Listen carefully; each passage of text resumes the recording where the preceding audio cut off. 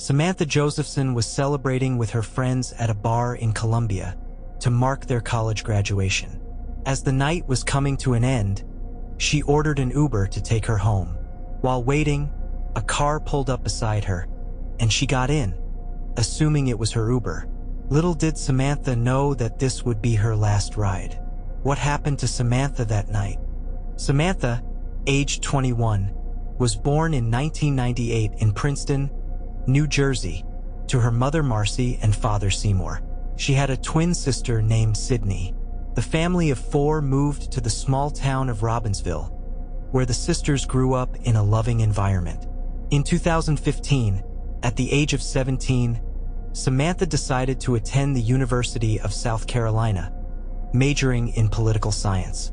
During her time there, she grew significantly, made many friends, and fell in love with her boyfriend Greg, whom she met in 2017. Samantha was a member of a sorority and had the opportunity to study abroad, visiting places like Barcelona, Madrid, and Paris. She was well loved by her friends, who described her as someone whose presence could light up a room and whose infectious personality was matched with great aspirations. She planned to graduate in May 2019 and then pursue international law at Drexel University. In early 2019, as she entered her final months of college, Samantha and her friends decided to spend as much time together as possible. Greg had graduated before Samantha and returned to Mount Pleasant, but despite the distance, they remained close. They both enjoyed sports and often attended football games together, supporting the local team. They also loved dining and drinking at local spots, one of which was where they first met. On March 28, 2019, Samantha received some upsetting news that put her in a bad mood. Seeking comfort, she pleaded with Greg to return to the University of South Carolina to spend a few days with her, but unfortunately he was busy. However, they would see each other in just a few days, so Greg suggested that Samantha go out with her friends that night to take her mind off things. He promised to text her and check her location throughout the night. Samantha agreed and made plans with her friends for the evening. Just after midnight, Samantha and her friends arrived at a bar in the Five Points area, one of her favorite spots, which was crowded with University of South Carolina students. While everyone was enjoying the music and drinks, Samantha's friends noticed that she still seemed upset. She spent most of the night texting Greg and became distant from her friends. Eventually, Samantha decided to call it a night.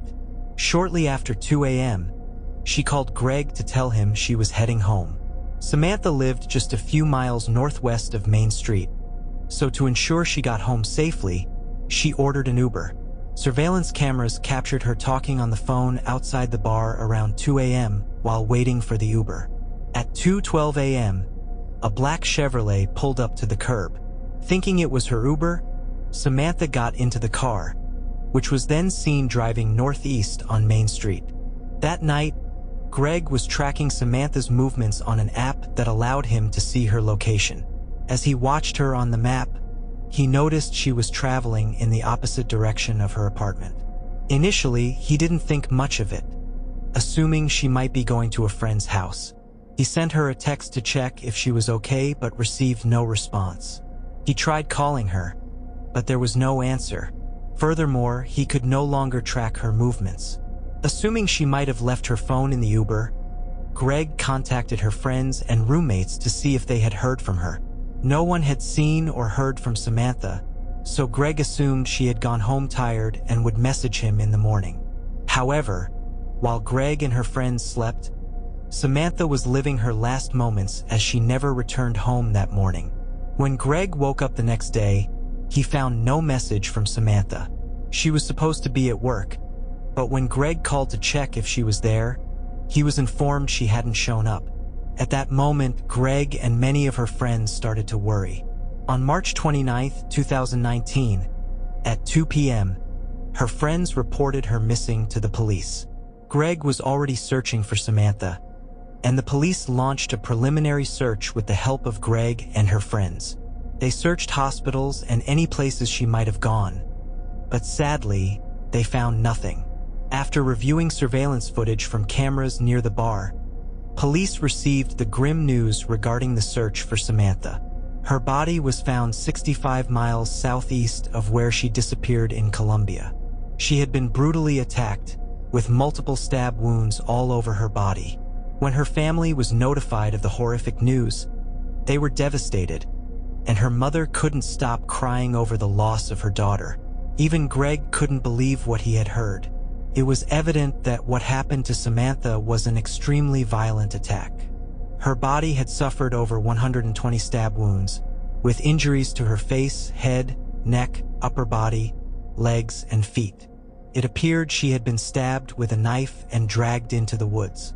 Due to her injuries, doctors believed she bled profusely and eventually died within 10 to 20 minutes of the attack.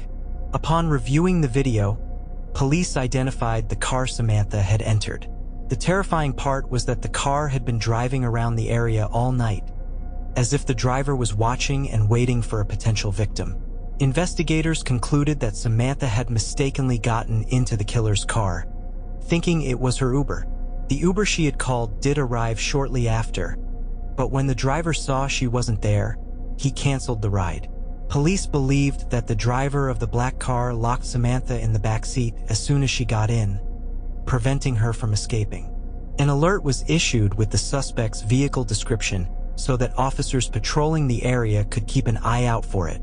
It didn't take long the next day to find Samantha's body. The black car was spotted by officers in the same area where Samantha had been abducted.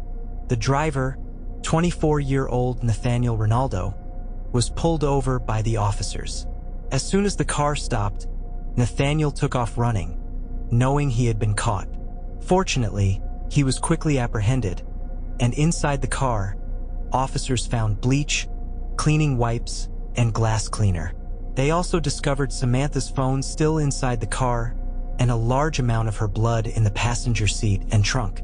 There was also a wealth of additional evidence, including a shoe print matching Samantha's foot on the rear window of Nathaniel's car. Her DNA was found under his fingernails. Nathaniel had been arrested a year before Samantha's murder for selling stolen items taken during the kidnapping of another woman in Richland County, South Carolina, in 2018. He was charged with kidnapping, murder, and possession of a weapon during the commission of a crime. During his trial on July 27, 2021, Nathaniel pleaded not guilty, claiming innocence despite the overwhelming evidence against him. His lawyer argued that there were no injuries, scratches, or anything else to suggest that he had been in any conflict with another person. The prosecution called 31 witnesses to testify, including someone who saw him cleaning the murder weapon and his ex-girlfriend, who claimed her daughter's shoe was stained with blood after being in Nathaniel's car. Despite all this testimony, Nathaniel maintained his innocence and desperately pleaded with the judge. After more than an hour of deliberation, the jury found Nathaniel guilty of kidnapping Samantha, murdering her, and possessing a weapon during a violent crime. The judge wasted no time and immediately sentenced Nathaniel to life in prison. While announcing the verdict, the judge described Nathaniel as heartless and the crime as the most heinous they had ever witnessed.